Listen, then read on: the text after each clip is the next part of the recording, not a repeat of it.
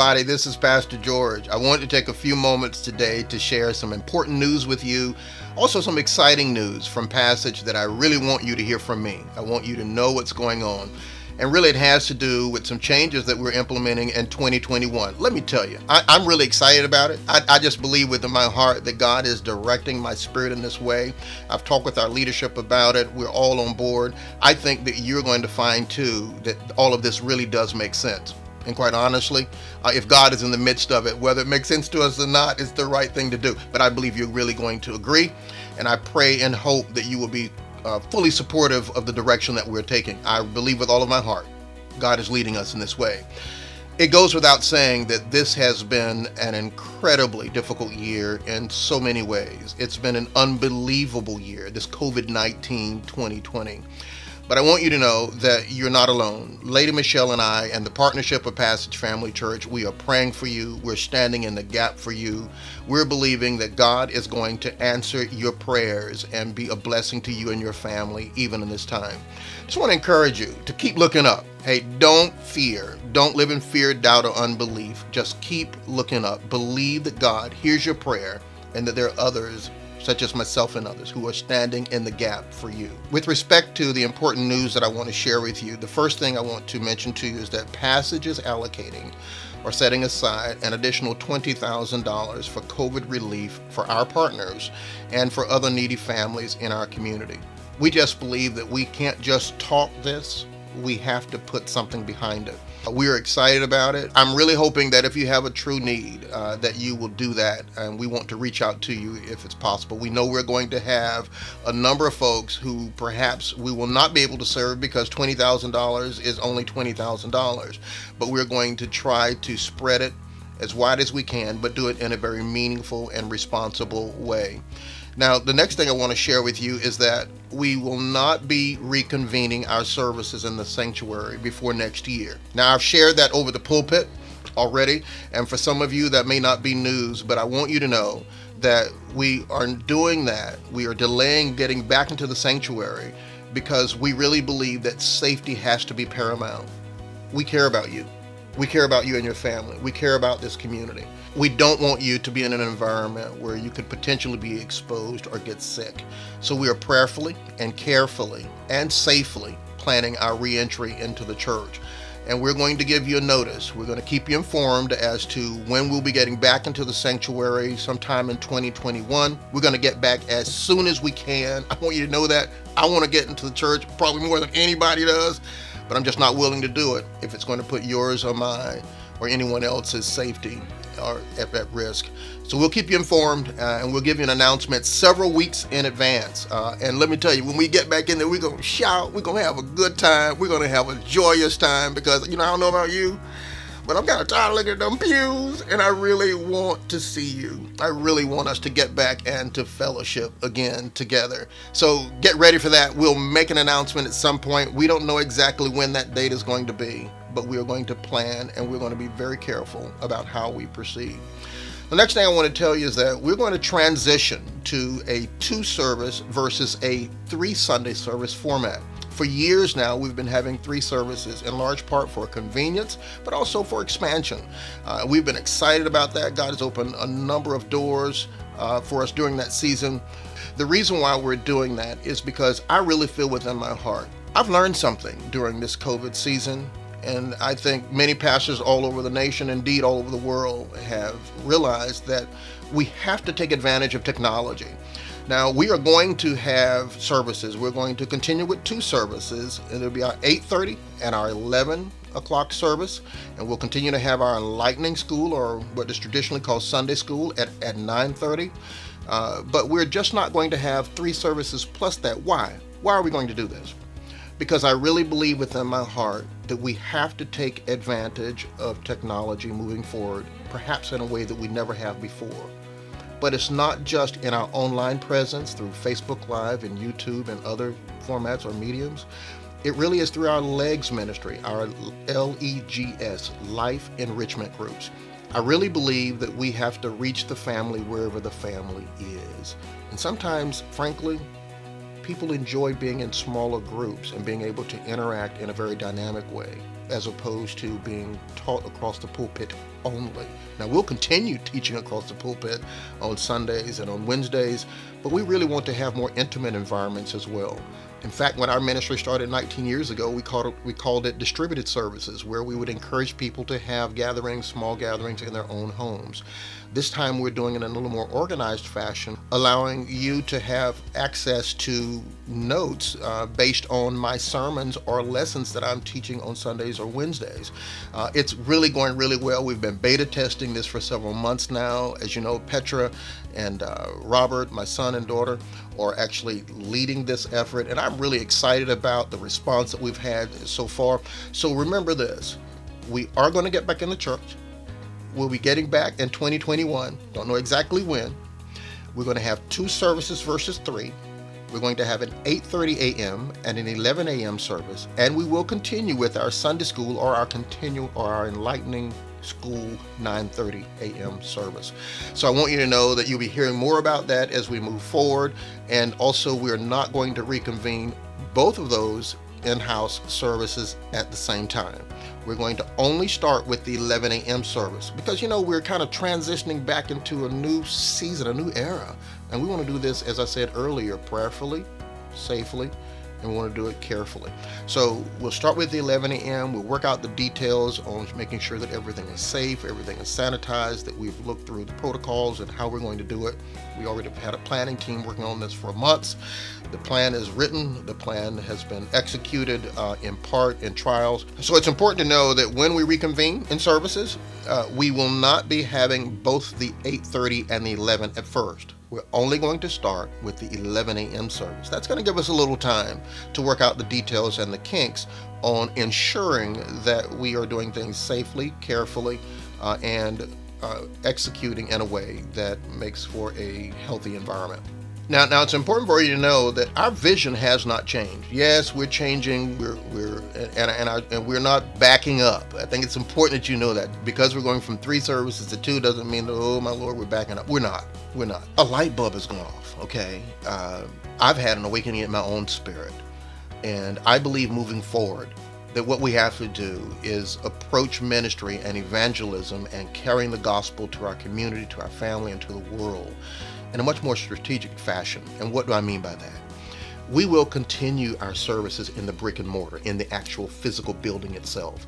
But well beyond what we can put in that 700-seat sanctuary, I believe that we have to have an online presence, as I alluded to a little earlier, that is much further, much more robust than what we have done historically. So we're going to capitalize on every opportunity we possibly can to make greater use of social media, internet, and so forth. Our vision is the same. Our vision is an ever-expanding global community of Christ disciples living the victorious life. Our vision hasn't changed. Our strategy has. We're doing this because we believe that the Lord is leading us to go beyond the 4 walls in a way that we never have before.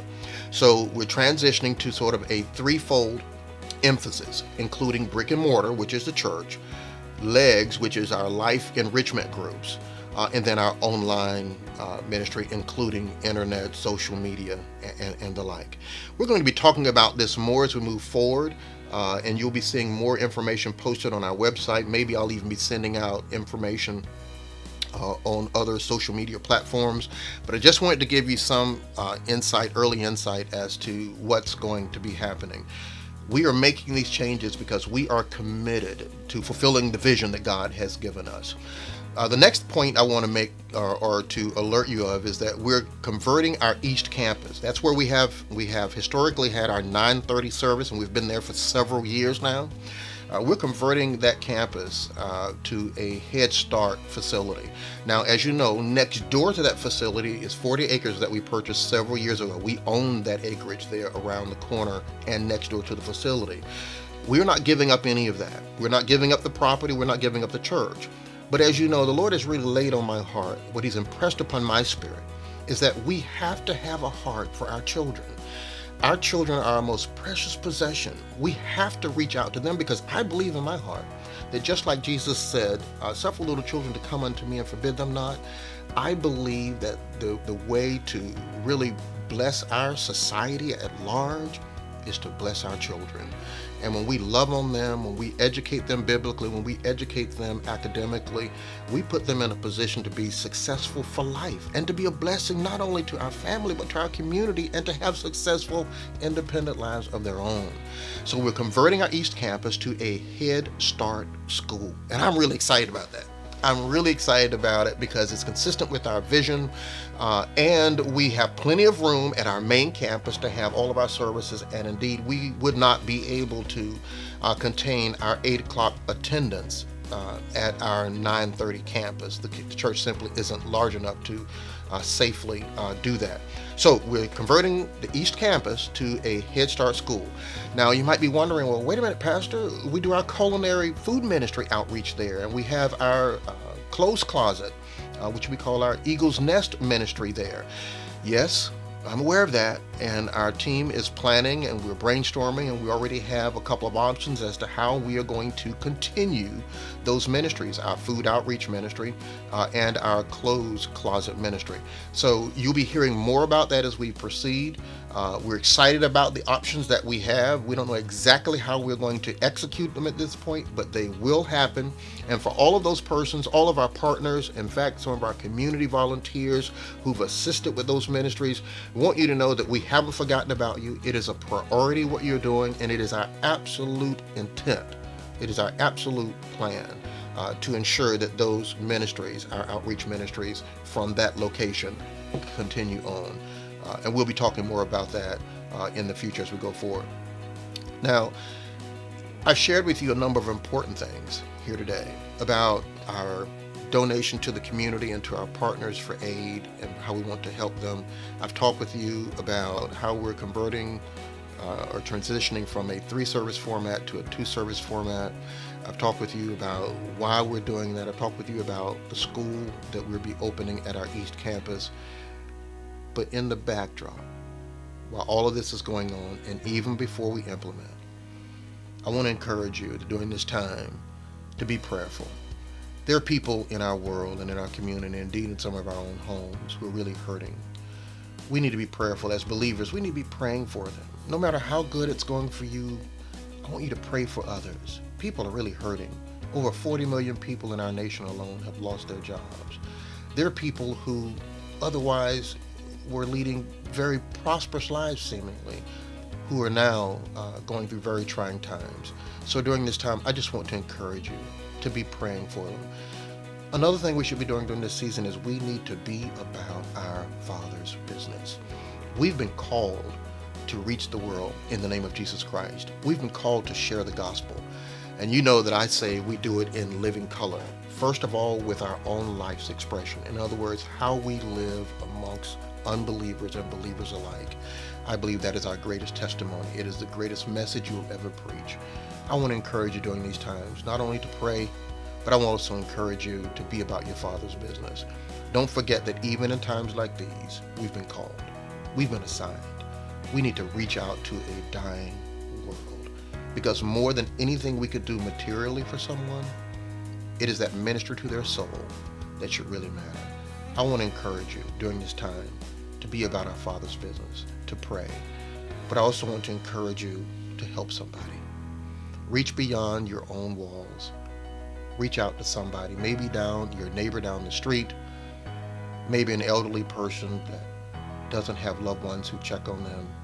You might not be able to go into the home, but maybe a telephone call, maybe sending them a card.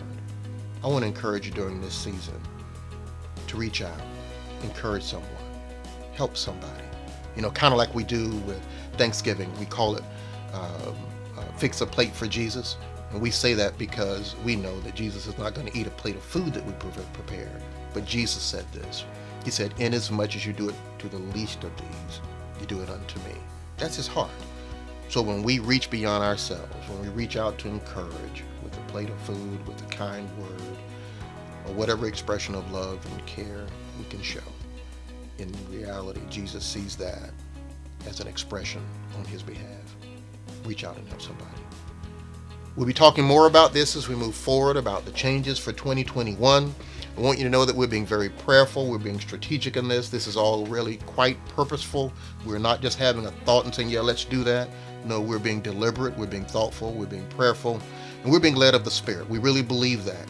I want you to be encouraged. If you have any questions whatsoever, if you're unclear about this, play it over again and listen to it, or you can call me if you want, or you can call one of our leaders, and we'll make sure that you understand what we're doing, and to our best ability, we'll explain why we're doing it. It's exciting times. It's going to be a great year in 2021.